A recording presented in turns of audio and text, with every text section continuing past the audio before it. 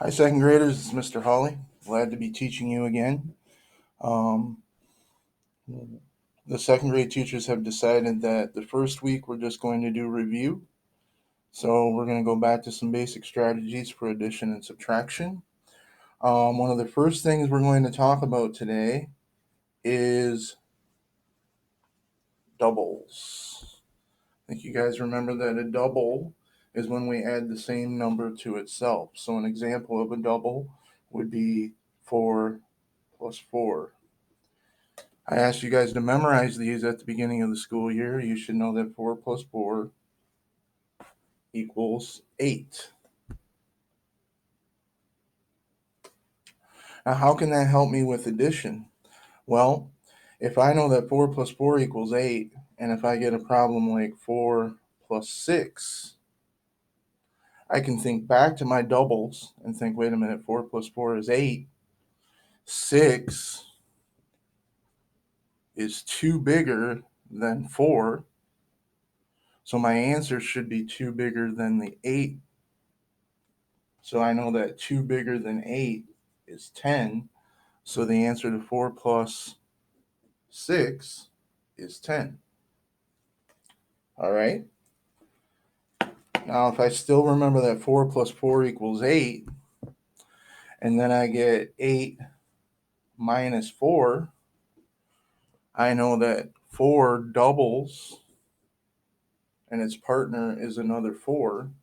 So my answer has to be a 4 because these are fact families and they are related to each other. And similarly, when I figured out that 4 plus 6 equal 10, then if I get 10 minus 6,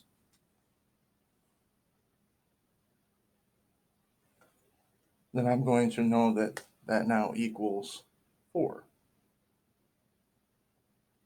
because of fact families and how they're related.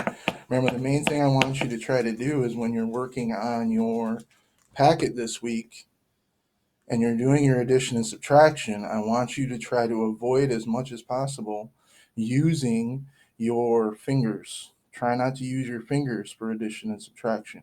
Try to use some of these mental strategies instead so you can get them memorized so that these basic facts become ingrained and memorized so that you don't have to keep figuring them out.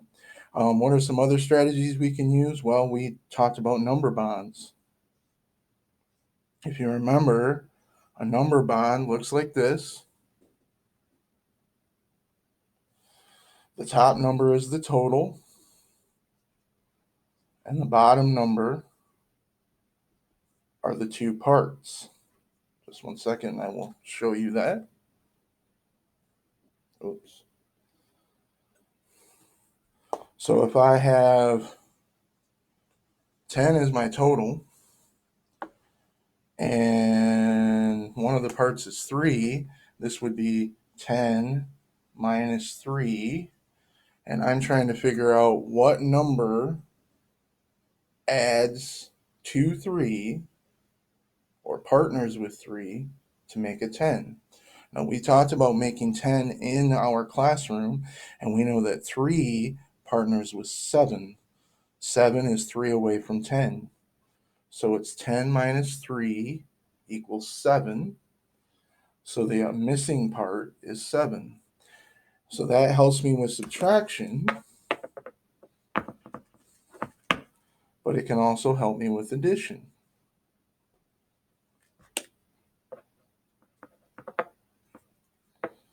If I have 5 and 3 as my parts,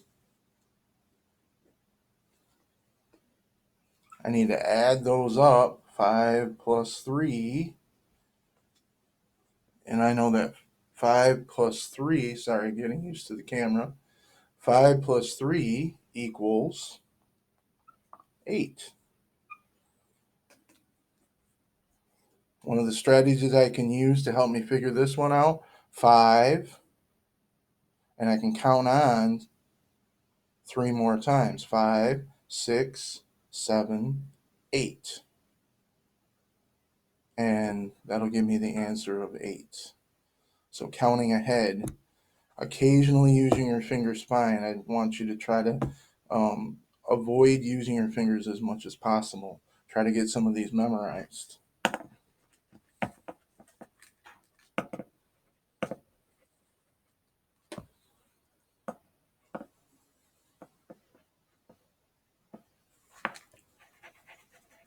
Let's see, more number bonds. Well, let's talk about the numbers that pair up to make 10. I know we've talked about this in class. Our totals are always 10. Some of our numbers that pair up to make 10 are 1 and 9, 2 and 8, 3 and 7, 4 and 6. And then, of course, there's a double that equals 10, and that's 5 and 5. Now, remember, with these, any number can be first. So 9 plus 1 can equal 10, but I can also do 1 plus 9, and that also equals 10. And if I know that 1 plus 9 equals 10, and 9 plus 1 equals 10, then with fact families, I can figure out that there are actually two subtraction problems related. And that would be 10 minus 1 equals 9, or 10 minus 9 equals 1. These are all related because they have the same total. Sorry, still getting used to the camera. I'll get used to this, I promise. We have the same total and the same two parts. And if you look at each of these problems, every one of them has 1 and 9 as a part and a 10. These are fact families. If you figure out one, now you have 3 other problems that you should be able to figure out the answer to. All right? So as you're working on your fact review from your packet this week, I want you to try to use some of these mental strategies to help you get the answers instead of going something like 10 minus 1, 1, 2, 3, 4, 5, 6, 7, 8, 9. Try not to use your fingers as much as possible because they're going to want you to have some of these things memorized when you get to 3rd grade. Another thing that can help us with some of this addition and subtraction is if we think back to the touch points. So if I have a problem like 8 minus 5, and I'm trying to find the answer to this, what I can do is I can draw my touch points on the 5. You can see there are 5 of them. 1, 2, 3, 4, 5. What I do is I start at 8 because that's my biggest number. I count backward on the dots. 7, 6, 5, 4, 3. So my answer to 8 minus 5 is 3. If you don't remember the touch points for some of the numbers, you do have to remember that some of the numbers have double touch points. If you don't remember some of those, I'm pretty sure you can easily search it up on Google. So try that. And if you still don't remember that you can always contact me for help if you're getting stuck on something.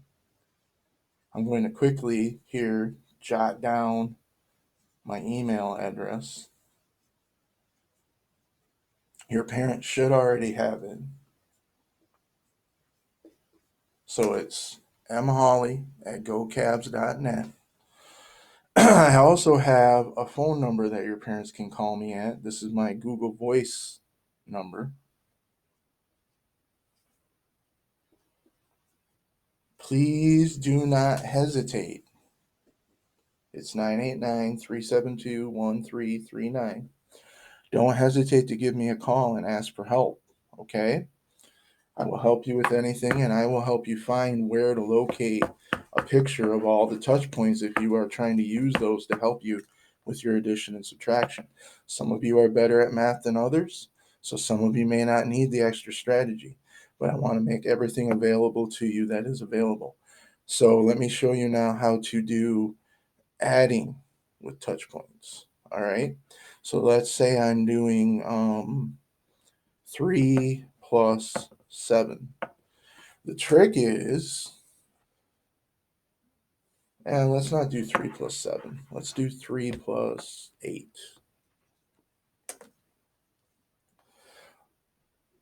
The trick is to always figure out what your biggest number is. Draw the touch points only for the smaller ones. So if I'm looking at these two, I know that 3 is less than 8. So this is the one I'm going to draw the touch points on. So I need to draw my 3 touch point dots on my 3.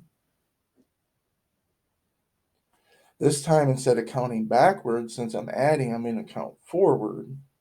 So I start at 8, and as I touch the dots, I count up 9, 10, 11. So what's the answer to 3 plus 8? It's 11. Because I counted up 3 times from 8. All right?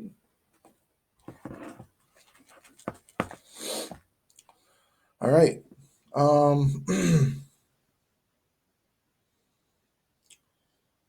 As far as your doubles,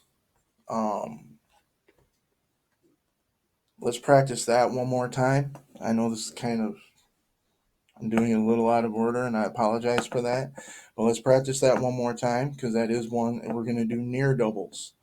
So I know that my doubles are my numbers that are added to themselves. 6 plus 6, 2 plus 2, 3 plus 3. So let's do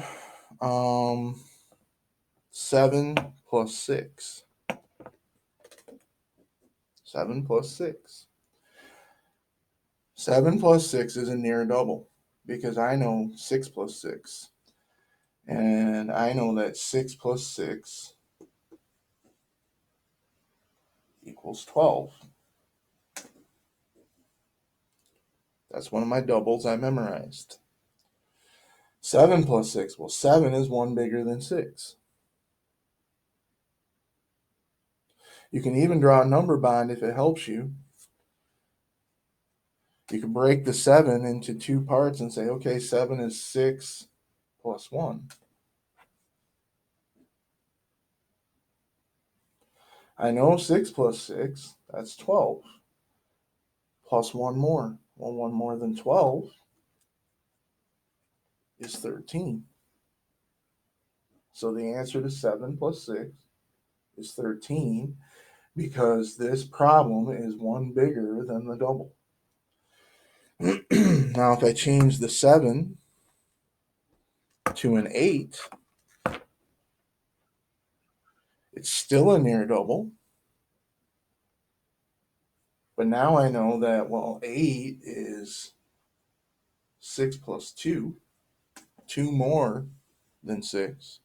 So instead of adding 1 to the 12, I have my double 6. I'm adding 2 to it. So 12 plus 2, 2 more than 12, 13, 14. So 8 plus 6 equals 14. And if you're trying these and they don't make sense, I will be contacting every family this week, and we're going to talk about anything you might need help with. And I'll even come up with some extra strategies if you need them. One thing I do also want to offer, if parents are watching this video with you, is that we can set up a one-on-one Zoom meeting, and I can actually work through some problems with you in person. That is possible. So if that's something you're comfortable with and you need the extra help, don't hesitate to either contact me or tell me when I give you the contact call this coming week, starting on Monday. All right? Any questions? Just let me know. All right? So that's our math fact review for this week. The next video I'm going to make on Wednesday will have some social studies map review. One thing I did want to do is I want to get back in the habit at least once a week of getting back to reading to you guys. I have put some videos up on Class Dojo of me reading, but I was actually able to get back into the classroom one day. That's how I have some of these supplies here. And I was able to get the book I was reading to you. I think you guys remember that we were reading The Secrets of Droon, Special Edition number 1, The Magic Escapes. I'm going to quickly go through and kind of remind us what's been happening in this book because it has been a while. Too long, actually. I actually miss all my kind cavaliers. Wish I could see you guys in person. Hopefully that will get back to normal soon. I'm going to go back through and remind you what has happened in this book, and then I'm going to read the next chapter. Bookmark's still in there. I know exactly where we left off. So, in The Magic Escapes, excuse me.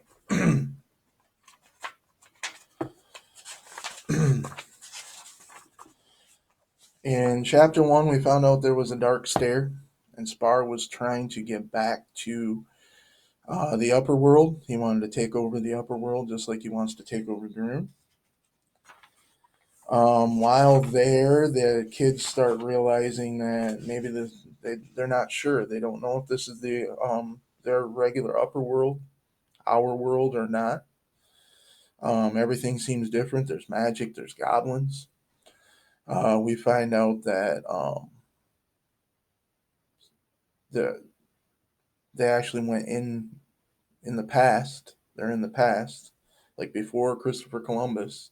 Remember, this is fiction, and that our world still had magic at this time.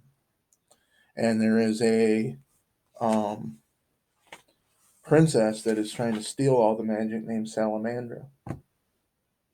Spar actually helps Eric try to escape the goblins, but he also puts a curse over him so he can't tell his friends what Spar's plans are, that he's going to find Salamandra. They think he's going to find Salamandra to join up with her. Right now, we don't know. During all this, some magical wizard guy helps Eric escape. We find out later on in the book that this is Galen's older brother, Uric. We also find out, of course, that that means that it's Spar's older brother because Spar, Uric, and Galen are all related. They're all brothers.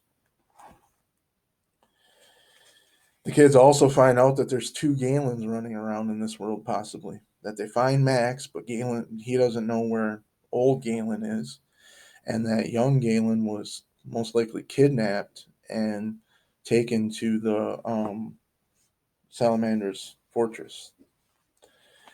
They try to get there. They do so by finding an old boatman who allows them to use their boat. While on the way there, the boat gets capsized by some kind of a sea creature named a kraken. And at the end of the last chapter that we read, which was chapter 7, Uric asks the kids to run to or to get to the fortress, find Spar, stop Spar, and find young Galen, and possibly old Galen also. And Eric's response back was, "We'll try." One of the important things to remember is that also Neil ate a goblin pie. And so right now they're not sure what's going to happen to Neil. He might start having some side effects from eating that goblin pie. So that was up to chapter 7. This is chapter 8. Chapter 8 is titled Searching for No Beard. They show a picture of some kind of like a fortress. I have a feeling that might be Salamandra's fortress. Searching for No Beard, which means searching for young Galen. Eric struggled to get to the surface, but the weight of his cloak dragged him down. He flicked his fingers, but no sparks came. Eric, use your power, a voice whispered. I can't, Blub Blub. My magic is. The power is in your pocket. Remember, right now, Eric and Spar had been kind of talking back and forth to each other in their minds, using their magic. And that for a while, Spar had Eric cursed so that he couldn't say anything about that he had given him that jewel or that he was going to find Salamander himself. Eric clawed at the water. Spar, I'm not using your dumb, evil powers. Eric groped upward until he thought his lungs would burst. Finally, splash! He broke through the surface and drew in a huge breath. Eric, cried Kia, pulling herself up to the island, then crawling over to help him. I was trying to talk to you, but you didn't answer. Eric panted heavily as he took her hand. Sorry, he mumbled. I was on another line. What? Nothing, he said. I couldn't hear you. In fact, my powers haven't worked right ever since I saw Spar. Eric slipped his hand into his pants pocket. The gem was still there. Instantly, his head began to hurt again, and he grew hot, as if he might faint. He knew his powers wouldn't work as long as Spar's magic was in his pocket. Over here, yelled Julie, as a black wave pulled her away from the craggy shore. Kia and Eric ran to help her. Neil and Max bobbed up nearby and swam to Julie. Together, they pulled her up onto the island. Thanks, she said. Where's Yurik and the old guy? Asked Neil. Still fighting the Kraken, said Max, shaking the water from a spider fur. The children looked back over the water. The boatman was struggling with the sea monster's tail, while Yurik was using the wand to try to hypnotize it. But the Kraken wouldn't slow down. Instead, it dragged the little boat back into the canals. Yurik told us what to do, said Julie. We need to find Galen's younger self before we can stop Spar and Salamander. Thomp, thomp. Goblins, said Kia. Hide. The kids scrambled to the shelter of a low rock as a troop of mean-faced goblins passed by. Each carried a bundle of stolen objects, just like Yurik's satchel. Thieves, Neil whispered, stealing magic from our world. A minute later, the goblins were gone. They went in there, said Max, pointing to an outline on the rocks that looked like a door. And exactly how do we get in? Asked Julie. Allow me, said Kia. She turned to make sure there were no more goblins approaching. Then, murmuring a few words, she aimed her right hand. A single blue spark shot from the tip of her finger. Pop! The door scraped open. Lighting the way with a stream of blue light, Kia led the group into a narrow, cave-like passage under the fortress. All right, then, chirped Max. Let's find my master before he was my master. The passages zigzagged through the rock for a long while, then circled up in a long, coiling stairway. Oh, man, said Neil, as they made the long trudge up the steps. Getting a little dizzy here. Neil, said Julie, you sort of always were. I guess that's true, he said. Max scampered along with Kia. To think that my young master is a prisoner in this awful place, and that Yurik and Spar are Galen's brothers, and all of them from this world? How is one to take all of that? Kia shook her head. Old Galen has a lot of explaining to do. Talk about secrets. All this time, we've been battling his brother. He must feel terrible about it, said Julie. Eric wondered if what Yurik said was true. Was there hope for Spar? Was there good in him? Wait! Kia stopped and leaned forward. I see something. A light. Is it the dungeon where my master is being held prisoner? Asked Max. Thwack. Womp. Ugh! A goblin came tumbling down the hall and rolled into a heap at their feet. A little boy, he groaned, and ow, So strong. Um, Prisoner may not be the right word, said Julie. An instant later, a young boy in a bright green tunic and green boots tore down the passage toward them. Galen, said Kia. He screeched to a halt and blinked at the kids. Well, yes, but excuse me. He grabbed the goblin by its ears and pulled it up. Try to put me in chains, will you? Talk, or grunt, or sing, or do whatever goblins do, but tell me what's going on. The goblin wriggled to get free, but couldn't. The one named Spar is in the throne room with our princess. Spar? Snapped Galen. That's nutty. He's just a baby. What are they planning? Kia interrupted. The goblin, glared at her. Something about a coiled viper. Ah! With one swift move, the goblin wriggled free of Galen's grasp and shot down the passage into the darkness. So far, this is the only picture to share. That's Galen holding on to the goblin, asking him questions. Remember, this is young Galen. The young wizard looked at the children. What is going on here? He demanded. Spar is in this fortress?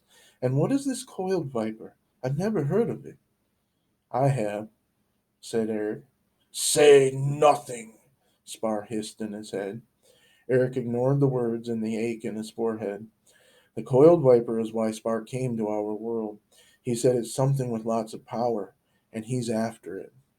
Galen put a hand on Eric's forehead. The last time I checked, Spar wasn't playing with vipers of any kind. He's still a baby. The children looked at one another. They shrugged. They sighed. Then they told Galen everything that they had told his older brother, Eric. How they had come up the dark stair.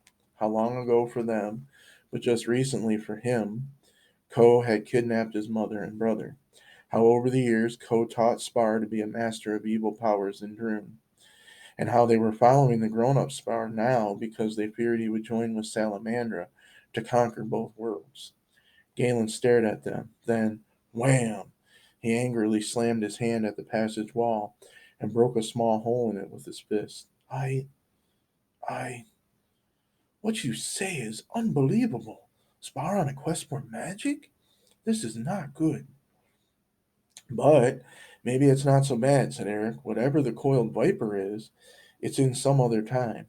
Spar came to the wrong time and place. He's stuck here. Galen frowned. Except that he's not. What do you mean? Asked Kia. Well, said the young wizard, just before the goblins cornered me, I discovered Salamandra's secret. I know how she has become so powerful and so feared. How? Asked Eric. Galen stepped down the passage to the next tunnel. He looked both ways. You'll understand better if I show you, he said, and judging by how long I've been here, it must be nearly dawn, so we need to hurry. Follow me. The boy wizard scampered down the passage. The kids looked at one another. I guess we follow him? Asked Julie. I guess we do, said Kia. A moment later, Eric, Kia, Neil, Julie, and Max all raced into the passage after the young wizard, Galen Nobeard. That's the end of the chapter. Chapter 9 is titled What's Under the Fortress? And it shows a bunch of steaming pipes and gears. We'll have to see what that means when I read the next time. I hope you guys have been safe and well. If you guys need anything, questions, or if your family just needs something, have them contact me. The my Google Voice number is 989-372-1339, or you can contact me through email at mholly@gocavs.net. Remember that your parents can still contact me through Class Dojo also. Just a quick review about today's lesson. You're going to be practicing some addition and subtraction facts again, trying to get that math fluency back up to where it was. Remember that we talked about number bonds, doubles, and also fact families. I'm quickly writing one here.